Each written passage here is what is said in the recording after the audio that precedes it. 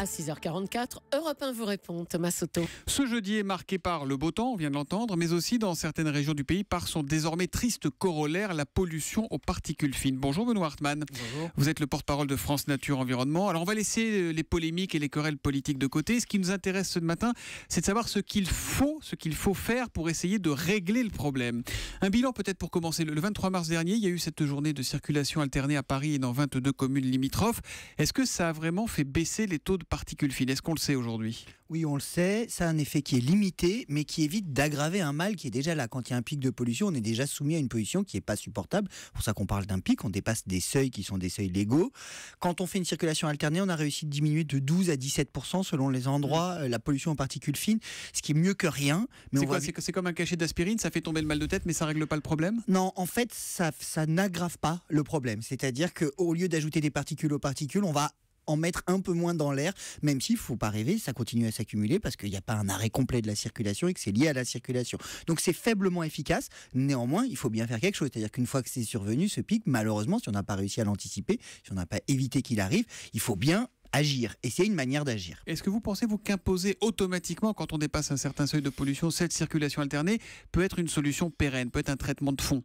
Alors, on peut avoir des mesures automatiques en cas d'urgence qu'on peut prendre, comme la circulation alternée, mais on se rend compte qu'elles sont faiblement efficaces. Donc en fait, la vraie solution durable, c'est de limiter la source du problème, c'est-à-dire pas essayer de traiter ses conséquences vainement, parce que malheureusement on n'y arrive pas bien, mais essayer de traiter la source du problème. Ça veut dire quoi alors? Comment on la traite la source? Alors, l'essentiel de la pollution en ville, c'est lié au transport automobile. Donc il faut pas tergiverser. On sait que pour ce qui est de en ville, c'est lié à la circulation automobile. Alors les polluants automobiles se recombinent avec d'autres polluants dans l'atmosphère. Ce qu'on appelle la pollution de printemps, c'est des particules qui se forment au contact de l'ammoniac issu de l'agriculture, qui se mélangent avec les oxydes d'azote, les NOx, qui sont liés au diesel et à l'essence. Donc, aussi bien. Ça veut dire quoi? Ça veut dire qu'on ne réglera pas le problème tant qu'on n'interdira pas purement et simplement les voitures en ville, les diesels. C'est quoi la solution? Alors c'est brutal de se dire qu'on va interdire complètement les voitures en ville.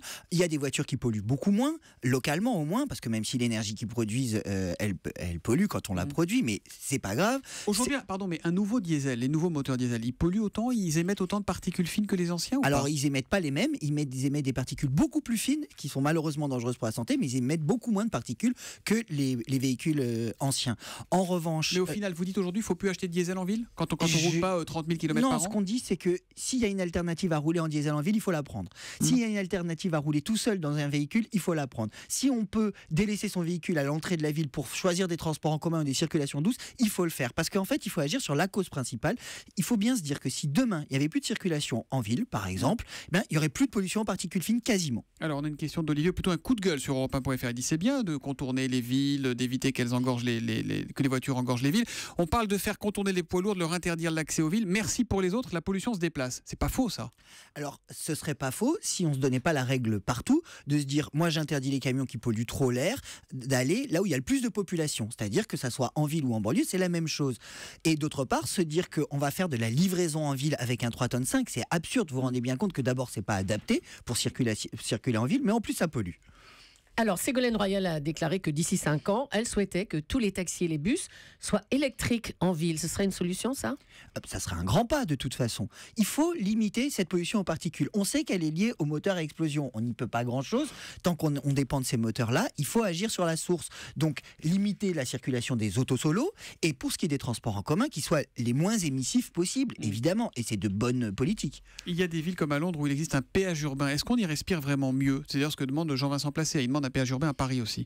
On y respire mieux, mais à quel prix? Si c'est au prix du fait que seules les personnes qui ont les moyens circulent et peuvent circuler avec des gros 4x4 qui eux-mêmes sont polluants mais moins nombreux, on se rend bien compte que c'est pas une solution pérenne. On se rend compte que c'est pas une solution qui est socialement acceptable. En fait, dans l'hypercentre de Londres, il n'y a pas beaucoup d'embouteillages grâce à ce péage qui est très prohibitif dans ses montants. Mais honnêtement, c'est une solution qui est nuisible socialement. Il faut trouver des solutions qui sont bénéfiques socialement et écologiquement. Ça existe en Allemagne. Les Belges sont en train de s'y mettre, on voit que ça avance. Est-ce qu'il y a une politique européenne de lutte contre la pollution et contre... Parce que cette pollution aux particules fines, on nous dit aussi qu'elle vient parfois du nord de l'Europe, des entreprises allemandes, etc. C'est vrai ou pas ça? Alors ça, c'est faux. C'est faux. C'est prouvé, c'est faux essentiellement. La pollution qui vient de par-dessus nos frontières a tendance à se disperser. Nous, on subit essentiellement la pollution locale. Donc oui, on respire notre propre pollution. nous respirons notre propre pollution. Nous sommes responsables de l'essentiel de la pollution à laquelle nous sommes exposés. Oui, il y a une politique européenne de protection de la qualité de l'air et c'est même celle qui fait que la France est un petit peu ambitieuse parce que si on n'était pas contraint par l'Europe,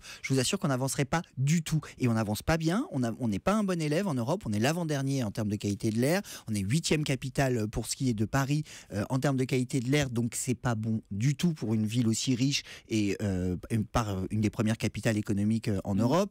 Donc non, on n'est pas un bon élève. Oui, il y a une politique européenne et on ferait bien de la suivre de plus près. On a une réaction à l'instant de Marie-Pierre sur Twitter. Comment se fait-il que rien n'ait été anticipé contre la pollution des bus encore au diesel? C'est ahurissant, affligeant, consternant, nous dit-elle. Alors on dit aussi, Benoît Hartmann, que ce ne sont pas les pics de pollution, mais ce qu'on appelle la pollution chronique, celle de tous les jours qui tue le plus. C'est quoi cette pollution du quotidien? En fait, cette pollution du quotidien, c'est celle qu'on ne voit pas. Elle se voit pendant le pic, parce qu'on la mesure.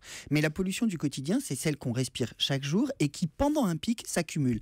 Elle vient d'où? Un pic, essentiellement des transports automobiles pour quand on est en ville. Quand on est à la campagne, les sources de pollution sont différentes, mais l'essentiel de la pollution atmosphérique, elle est liée au transport automobile, au transport de marchandises. Il faut transporter moins par camion, il faut se transporter moins en véhicule, seul, dans une voiture. Et on sait combien la pollution tue de personnes chaque année? Alors, on parle de 43 000 morts anticipées.